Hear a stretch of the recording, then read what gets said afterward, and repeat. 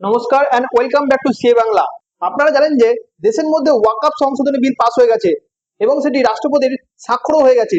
এরপর থেকে দেখা যাচ্ছে যে দেশের বিভিন্ন অংশে এই ওয়াকআপ সংশোধনী বিলের বিরুদ্ধে প্রতিবাদ শুরু হয়ে গেছে। কিন্তু বর্তমানে পশ্চিমবঙ্গের মধ্যে এই পরিস্থিতি গুরুতর আকার ধারণ করেছে। যে একটা পিসফুল প্রোটেস্ট হওয়ার কথা ছিল, সেখান থেকে এই প্রতিবাদ একটি বীভৎস রূপ নিয়েছে। ফলে এখনো পর্যন্ত খবর পাওয়া যাচ্ছে যে 118 জনের বেশি মানুষকে গ্রেপ্তার করা হয়েছে এবং পুলিশ সহ বেশ কয়েকজন গুরুতর আহত হয়েছে। তাহলে পশ্চিমবঙ্গের মধ্যে হচ্ছেটা কি, এবং এখানে এই ওয়াকআপ বিল সংশোধন নিয়ে তাদের সমস্যাটা কোথায়, এবং এত বড় প্রতিবাদ কি জন্য হচ্ছে, চলুন সবকিছু জেনে নিই এই ভিডিওর মাধ্যমে। এই ঘটনা শুরু হয় গতকাল। পশ্চিমবঙ্গের বহু জেলায় এই ওয়াকআপ সংশোধনী বিলের বিরুদ্ধে প্রতিবাদ দেখা গেছে। বিশেষ করে মুর্শিদাবাদ জেলায় ব্যাপক হিংসার সৃষ্টি হয়েছে। মুর্শিদাবাদে পুলিশের গাড়িকে পোড়ানো হয়েছে এবং সরকারি সম্পত্তিকে নষ্ট করা হয়েছে। এখনো পর্যন্ত জানা যাচ্ছে যে টিএমসি সংসদের অফিস পর্যন্ত হামলা হয়ে গেছে। এই প্রোটেস্টের ফলে মালদা রেল লাইন অবরোধ করা হয়, যার ফলে রেল চলাচল ব্যাহত হয়। এমনকি মুর্শিদাবাদের মধ্যে ইন্টারনেট পরিষেবা বন্ধ করতে বাধ্য হয় এবং 144 ধারা জারি করা হয়। প্রথমে আমরা জেনে নিই এই ওয়াকআপ আইনটা কি।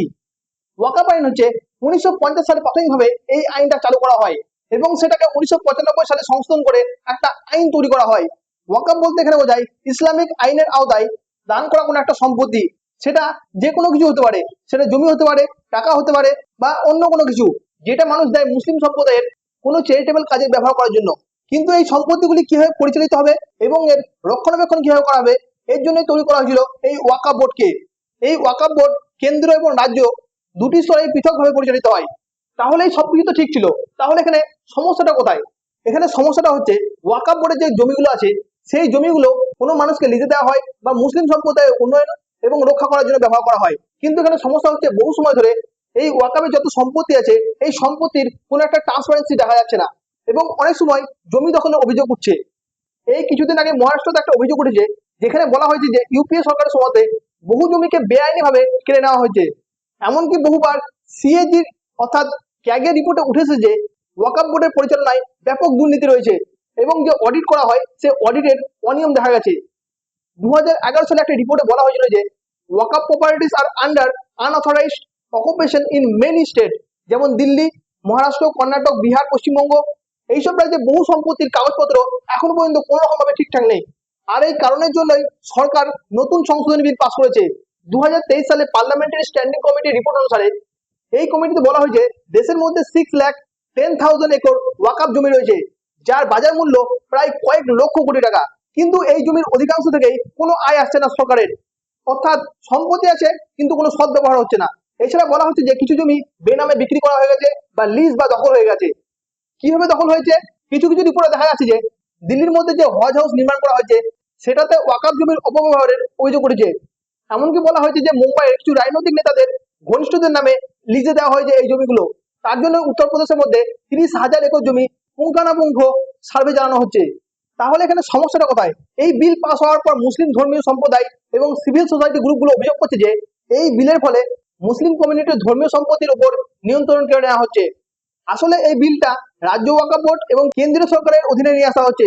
দ্বিতীয়ত হচ্ছে বিচার বিভাগীয় ক্ষমতা কমানো হয়েছে এই ওয়াকফ বোর্ডের, কারণ তাদের সিদ্ধান্ত এখন থেকে সুপ্রিম কোর্টে চ্যালেঞ্জ করা যাবে। যদি কোনো ব্যক্তি বা কোনো সংগঠনের মনে হয় যে কোনো সম্পত্তি বেআইনি ভাবে এই ওয়াকফ বোর্ড দখল করে রেখেছে, তাহলে তার বিরুদ্ধে আদালতে মামলা করতে পারবে। তার জন্য মুসলিম সম্প্রদায় বলছে যে এটা মুসলিমদের উপর এক প্রকার আক্রমণ হচ্ছে এবং এটাকে তারা সুপ্রিম কোর্টে চ্যালেঞ্জ করবে। কিন্তু এখন একটা প্রশ্ন হচ্ছে, এই পশ্চিমবঙ্গের মধ্যেই কেন এত প্রতিবাদ হচ্ছে, অন্য কোনো দেশে কেন হচ্ছে না? কারণ পশ্চিমবঙ্গের মধ্যে প্রায় 27% মুসলিম জনসংখ্যা রয়েছে, যারা বলছে যে এই বিলের মাধ্যমে তারা সব থেকে বেশি ক্ষতিগ্রস্ত হবে। কারণ তারা বলছে তাদের যে মসজিদ, কবরস্থান এবং চ্যারিটেবল জমিগুলো আছে, সেগুলোকে কেড়ে নেওয়া হতে পারে এবং সরকারের তরফ থেকে এই জমিগুলোকে পাবলিক ইন্টারেস্টের নামে অধিগ্রহণ করা হতে পারে। এখানে মুসলিম নেতারা বলছে যে এটা আসলে ধীরে ধীরে ওয়াকফকে ডিসমেন্টেল করার পদক্ষেপ নেওয়া হচ্ছে। এটা সংবিধানের আর্টিকেল 26 অর্থাৎ ফ্রিডম অফ রিলিজিয়নসকে লঙ্ঘন করা হচ্ছে। এই আইন পুরোপুরিভাবে মুসলিমদের ধর্মীয় প্রতিষ্ঠানগুলির উপর সরকারের হস্তক্ষেপের রাস্তা খুলে দেওয়া হচ্ছে। এই প্রতিবাদের মধ্যে ঢাকা যে মুর্শিদাবাদ জেলায় পুলিশের গাড়িতে আগুন ধরে দেওয়া হয়েছে এবং সরকারি অফিসে হামলা চালানো হয়েছে। এমনকি জঙ্গিপুরের মধ্যে টিএমসি সংসদের অফিসও ধ্বংস করা হয়। এই সংঘর্ষ যখন চূড়ান্ত পর্যায়ে যায়, তখন পুলিশের কন্ট্রোলে আসছে না। তখন পুলিশ লাস্ট অব্দি 4 রাউন্ড গুলি চালাতে বাধ্য হয়, যার ফলে এখনো পর্যন্ত জানা গেছে যে 2জন মানুষ গুরুতরভাবে আহত হয়েছে এবং তাদেরকে কলকাতার মধ্যে চিকিৎসা করা হচ্ছে এবং বর্তমানে তারা আউট অফ ডেঞ্জার। মাত্র মুর্শিদাবাদের মধ্যেই 110 জনকে গ্রেপ্তার করা হয়েছে এবং এই পরিস্থিতির জন্য 144 ধারা জারি করা হয়েছে। এমনকি ইন্টারনেট পরিষেবা বন্ধ রাখা হয়েছে।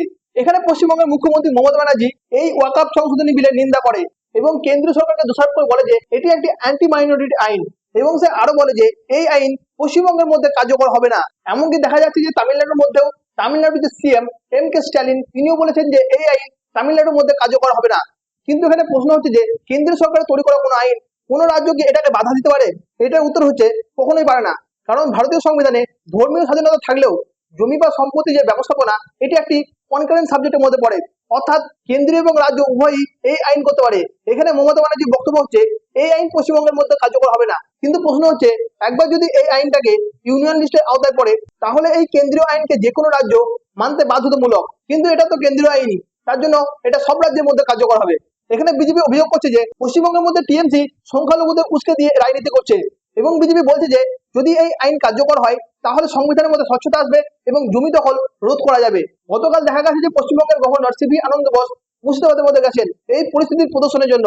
এখনো পর্যন্ত বিএসএফ এবং কেন্দ্রীয় সংস্থাগুলোকে প্রস্তুত রাখা হয়েছে যে কোনো ধরনের সমস্যাকে মোকাবিলা করার জন্য। এখানে আপনার কি মনে হয় এই ওয়াকআপ সংশোধনী আইন ভারতের জন্য আপনি কিভাবে দেখেন? এটা ভারতের জন্য ভালো হতে চলেছে না মুসলিম সম্প্রদায়কে দমিয়ে দেওয়া হচ্ছে? কমেন্টে অবশ্যই লিখে জানান।